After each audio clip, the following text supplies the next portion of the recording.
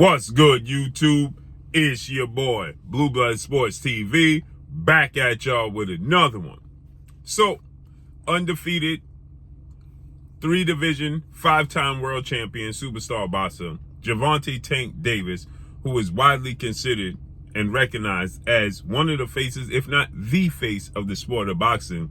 Gervonta Tank Davis is a cash cow. Gervonta Tank Davis is a guy that's a wanted man because he represents the bag. So Gervonta Tank Davis is the headline and the topic of many boxing outlets. Many fighters, many boxing pundits, many trainers and managers, because they want to get their fighter A legacy fight against Gervonta Tank Davis, or B, a paycheck against Gervonta Tank Davis. Okay, so with that said, you had former world champion, well-renowned now trainer, former trainer of the year, possibly will be a Hall of Famer as a trainer, Robert Garcia, or RGBA, Robert Garcia Boxing Academy, the big brother of former 4-division world champion Mexican superstar boxer who is a retired future Hall of Famer, in Mikey Garcia. He trained Mikey Garcia, Robert Garcia did. Mikey Garcia, great fighter, will be a Hall of Famer. With that said, Robert Garcia is now training Raymond Murtala, who is 19 wins, no losses, no draws, 16 wins by way of knockout, 26 years of age, 5'8", with a 70-inch arm reach. He had a beautiful knockout over Diego Torres Nunez last night. And afterwards, it was stated that he put the 135-pound division on notice, which Gervonta Tank Davis competes in the 135-pound division. He called out undefeated, undisputed lightweight world champion superstar boxer Devin the Dream Haney immediately following his victory. Said that Devin Haney has all the belts. That's his focus, is fighting for a legacy. Then, Boxing and Barbecue on social media put up a post that said, how do the fans feel about a fight between Gervonta Tank Davis and Raymond Murtala? To which fans obviously flocked to it. And then Robert Garcia, surprisingly, who trains him, commented and said, well, it all depends. What's going to be the rehydration clause? What weight are we going to have to fight in? And what gloves are he going to choose to allow us to fight in? Throwing shots at Gervonta Tank Davis, whom in 2 of his biggest fights had rehydration clauses, catch weights, and he's the A side. So Robert Garcia, many people feel like he throws that weight around, which again, like I stated in the last video, you don't have to take it. If you don't want it, you don't have to take it. You don't have to take the fight with Gervonta Tank Davis. Again, fighters take the fight with Gervonta Tank Davis because he represents what? A paycheck. Or they could say, you know what? You asked for a catch weight. You wanted an unfair advantage. I'm going to stick to this side and not come over there. But they don't turn down that paycheck. So Robert Garcia threw shots at Gervonta Tank Davis. And Gervonta Tank Davis quickly, immediately responded. And he responded to Robert Garcia by saying, quote, your fighter is trash and I will knock him out. He used other words, I'm paraphrasing, to describe his response to this fight. Now, again, his nickname is Danger. Okay, Raymond Murtala. Very good fighter. He's still young. He's 26, but he's young, right? He's older than Devin Haney. He's same age as Teofimo Lopez, Shakur Stevenson, but he's older, you know. He's young. He's not, Tank Davis will be 29 on Tuesday, right? It's a good fight. His style is tailor-made for Gervonta Tank Davis.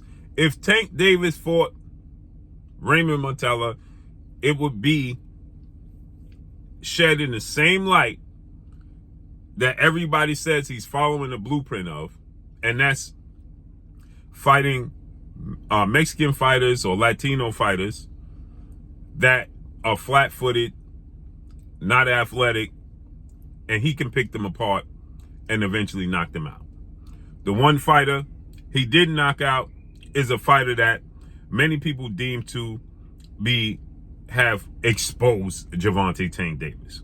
And that fighter goes by the name of Isaac Pitbull Cruz, who is 25 wins, 2 losses, 1 draw, 17 wins by way of knockout, 25 years of age, 5'3" with a 63-inch arm reach. They fought December 5th of 2021. Tank Davis won a unanimous decision over Isaac Pitbull Cruz, and yet, because he didn't get a knockdown or a knockout, people say Gervonta Tank Davis was exposed, or even said that he lost, and Isaac Pitbull Cruz was robbed in the fight. No.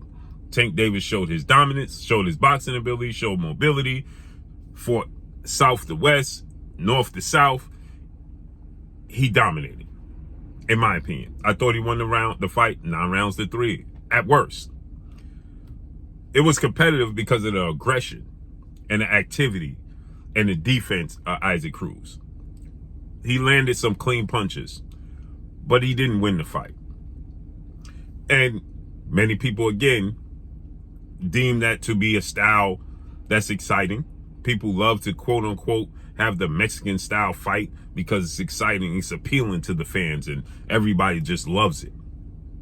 So with that said, right, Gervonta Tank Davis fighting Raymond Montella, as people say, he's yet to fight a African-American black fighter.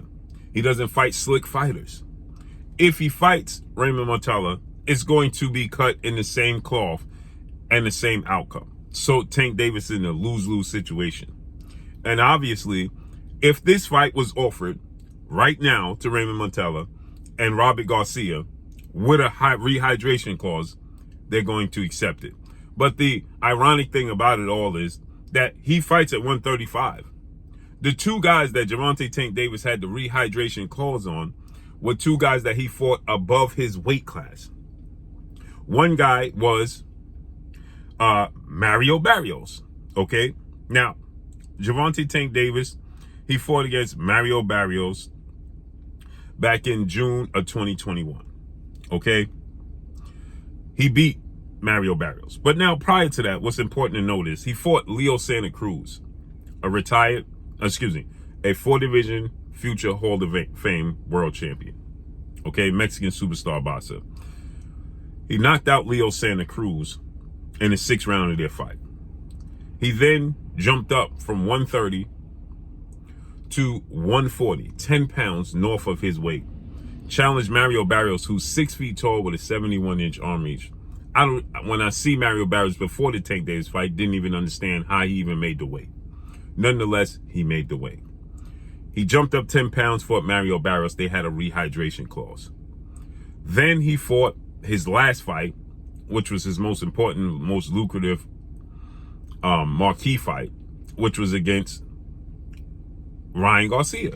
Ryan Garcia was 2 years and 2 fights removed from fighting at 135. His last two fights before the Tank fight was at 140. So Tank Davis fought him in a catchweight 136 with a rehydration clause on that fight. So it's ironic that the fights he does have rehydration clauses on, these fighters are above his weight class. Raymond fights at 135. So Tank Davis is not going to ask him for a rehydration clause. Now, as far as the gloves, I've never heard Gervonta Tank Davis ask any fighter to wear a specific brand of gloves. Actually, people complained about him switching his gloves right before fights when he was wearing the no boxing, no life gloves of Canelo Alvarez, and Floyd Mayweather was not having it. And Floyd Mayweather said, switch the gloves. Then he had on an all white pair of gloves. And that was, I believe, against Leo Santa Cruz. And so people complained about Gervonta Tank Davis switching his gloves and made it that he switched it without the commission knowing. Everybody has a backup pair of gloves, period. So he switched his gloves. I've never heard of Tank Davis choosing somebody's gloves that they had to wear in the fight, period. And so with that said, Robert Garcia, if offered a fight with Tank Davis, even with a catchweight, rehydration clause, and choice of gloves, they are going to take it. That's what's so ironic about it. So Tank Davis responds and says, this dude is trash and I will knock him out. And if Tank Davis, I will get no credit for knocking him out because everybody gonna say that's along the lines of the fighters he typically fights, and that Raymond has not proven anything. Period. So let's see how everything unfolds, because we know Tank Davis recently, frustrated, out of frustration, said, I might not even fight again. We know that's not true. He's going to fight. And so I'm hearing they're in the works for Tank Davis to come back in February. Let's see how that plays out. But that's all I got for y'all. Make sure you hit the like button. Drop a comment in the comment section. Let me know what y'all think.